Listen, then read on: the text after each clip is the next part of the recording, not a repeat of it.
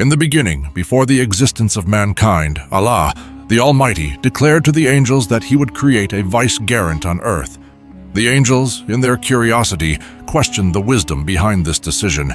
They asked, "Will you place therein one who will spread corruption and shed blood, while we glorify you with praise and sanctify your name?"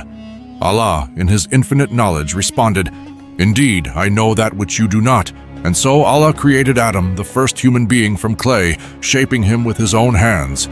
Then He breathed into Adam the soul, granting him life. This was a great honor, for Adam was not like any other creation. He was given knowledge, wisdom, and the ability to think, reason, and communicate.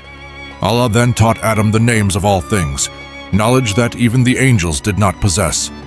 To demonstrate Adam's superiority in knowledge, Allah presented the angels with various objects and asked them to name them. The angels humbly admitted their limitations, saying, "Glory be to you, we have no knowledge except what you have taught us." Then Allah commanded Adam to inform them of the names, and when he did, it became evident that mankind was blessed with knowledge beyond that of the angels. This further proved that Adam was chosen for a divine purpose. Allah then commanded all the angels to prostrate before Adam as a sign of honor and respect. Without hesitation, every angel obeyed, bowing in complete submission to Allah's command. However, there was one among them who refused, Iblis, a being from the jinn who had been granted a high status due to his worship. Filled with arrogance and envy, Iblis saw himself as superior, claiming that he was created from fire, while Adam was made from mere clay. His pride led him to defy Allah's command, and for this act of disobedience, Iblis was cast out from the ranks of the righteous. He was cursed and banished, yet he asked for respite until the day of judgment, which Allah granted. Iblis vowed to mislead Adam and his descendants, seeking to drag them away from the path of righteousness. Adam was then placed in paradise, a place of eternal bliss and peace.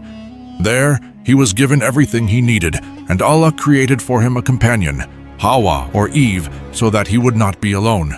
They lived in harmony, enjoying the countless blessings of paradise. However, Allah had given them one command. They were free to eat from any tree in paradise, except for one particular tree. This was a test, a trial to see if they would obey their Creator. Iblis, determined to fulfill his promise of deception, approached Adam and Hawa with whispers of temptation.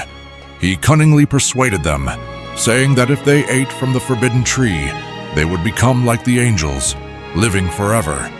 At first, they resisted, but Iblis continued his deceit, swearing that he was only advising them for their own good.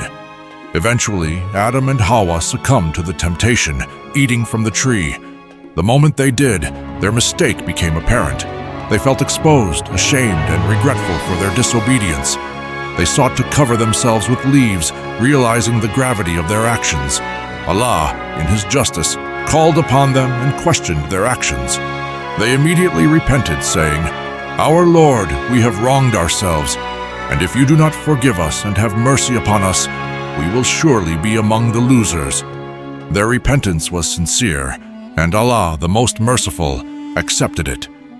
However, as a consequence of their disobedience, they were sent down to earth, where they would live, struggle, and work to earn their sustenance. This was the beginning of human life on earth, a life of tests, challenges, and ultimately the chance to return to Allah through righteousness and obedience. Though Adam and Hawa were sent to earth, they were not abandoned. Allah guided them, teaching Adam how to seek forgiveness and lead a righteous life. Adam became the first prophet, spreading the message of worshiping one true God and living a life of faith.